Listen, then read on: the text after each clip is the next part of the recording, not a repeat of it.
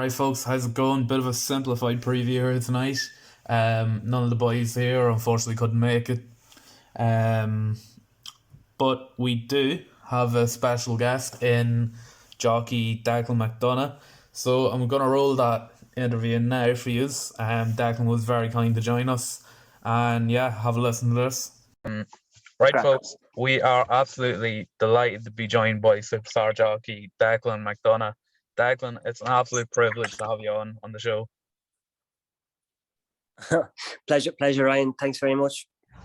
Declan, I suppose we'll start with your association with Joseph. How did that come about? I just rang him up one day in the spring, I think three years ago, and just said, could I come down and ride out? I was at a little bit of a loose end and in between jobs, and he said, yeah, no problem. And it's just gone from there. He's been very supportive of me, and been getting a lot of opportunities, and very, very thankful for them. Yeah, well, I mean, it's been all uphill from there. Look, we're in the middle of a storm, I suppose, Storm Barra, and you were riding at Dundalk yesterday in the middle of that. What is riding at Dundalk like with that wind coming at you? Yeah, it was sort of blowing from the west to east, and sort of when you turn at the 5, or when you turn at the 5, it hits you head on, and then up the straight it was a little bit of a side on, but it was not too bad when you're going. It's more when you're waiting around, But yeah, we got through it anyway. So yeah. And speaking of last night, you had 2 seconds, National Gallery and Pilbara Gold. Are they both ones to maybe keep an eye on for the rest of the winter? I think so, yeah. I think Joseph's Colt will come forward a lot for the run. He'd been off a while, and he ran a little bit green under pressure the last half furlong.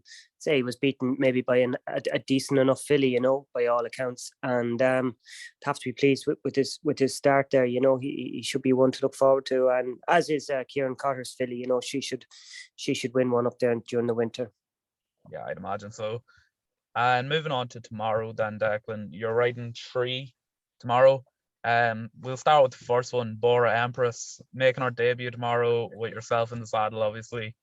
Based on her breeding, she looks like she could be quite useful. How's she going at home? Yeah, I don't ride her much at home. Mikey Sheehy rides her most of her work at home.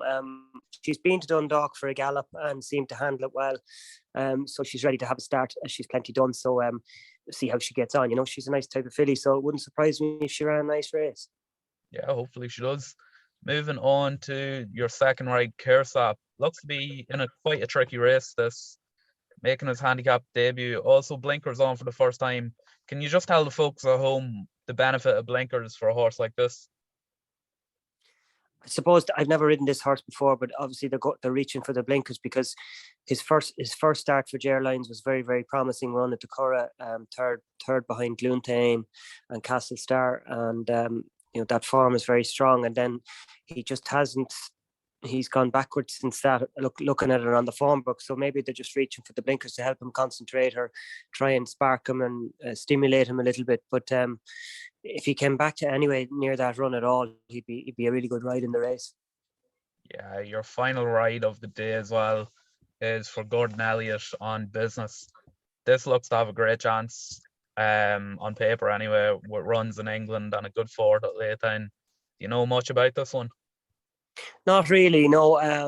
Only I saw the horse run in Laytown. But Laytown, it's not like any other place really. It's so unique. It's hard to evaluate the form. But his form in England on the all weather was very promising, and he looks like a horse that goes forward and takes a bit of a grip, and he wears his heart in his sleeve. So I'll speak to Gordon tomorrow and get an idea. But he looks very straightforward and would have a good chance, hopefully.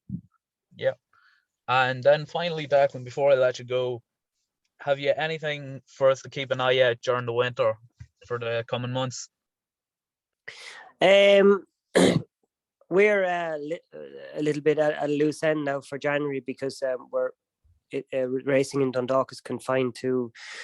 They brought in this new rules, confined to anyone who's ridden under 20 winners. So I won't be in action until in Dundalk until the 18th of January, I think it is. So that's a little bit frustrating for some of the lads. Some of the lads wanted a break, but there's a divided opinion about it. So basically, I'd say that horse I rode for Joseph, I'd say he would have a good chance wherever he goes next. The horse I finished second on last night. Yeah, that's exactly what we want to hear. Look, Declan, absolutely a pleasure to have you on, and it's brilliant that you were able to come on. Thanks very much. Not at all, Ryan. Pleasure. Right, folks, hope you've really enjoyed that. I'd like to thank Declan again for taking his time out. Look, it's absolutely brilliant to have these opportunities to get the jockeys and that on and get their opinions on the rides. We'll get into the preview then itself. I'm also going to put Alan's tips up at the end of this video. Alan has sent them on to me, so be sure to stay tuned in for that. 4 p.m. at Dundalk, I have gone for Karatias. Siobhan Rutledge is claiming £5 off this one. John McConnell trains. This one last time out over 1 mile 2. Steps up to 1 mile 4 here.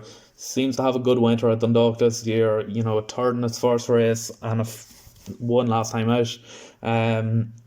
Was a tight finish last time. Seemed to find an extra gear though to win. 7-2. Look, it's one that I will happily play with, and hopefully will kick us off to a winning start. Moving on to the 4:30, you hear Declan talk about this one. Bora Empress, Declan McDonogh is riding it, and Joseph O'Brien trains. It's making its debut. It's well bred. The Damn Pelican Waters has produced multiple winners. This will be worth watching. This one will definitely progress in the future. 8-1 here. Big each way play for this. But the pick for this race has to be Independent Expert for me. For those of you that watched the previews would have seen the interview with Andy Slattery there a couple of weeks back, and he said this one to possibly watch out for over the winter months. He said it found one too much.